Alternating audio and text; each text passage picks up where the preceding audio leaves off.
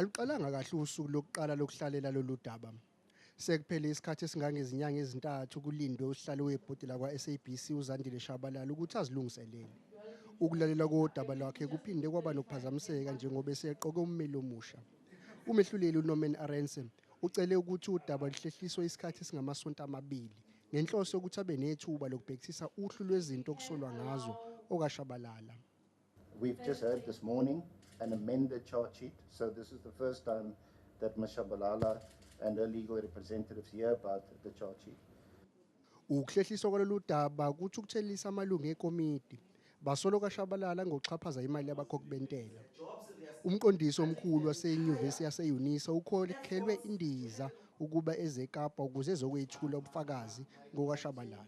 Njengoba udaba lihlehlile kuzodingeka ukuthi aphinde abuyiswe futhi uma seqalwa ukulalelwa.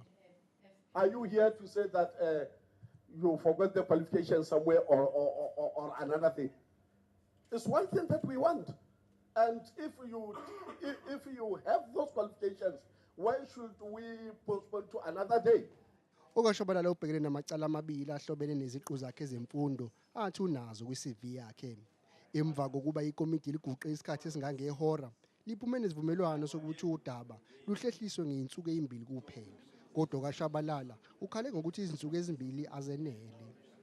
No, they are still going to make a proposal and we can only deal with it when I know that I can be available or not. Ikomiti libhekisisa ukuthi izoqhubeka yini nalolu daba ngoLwesine.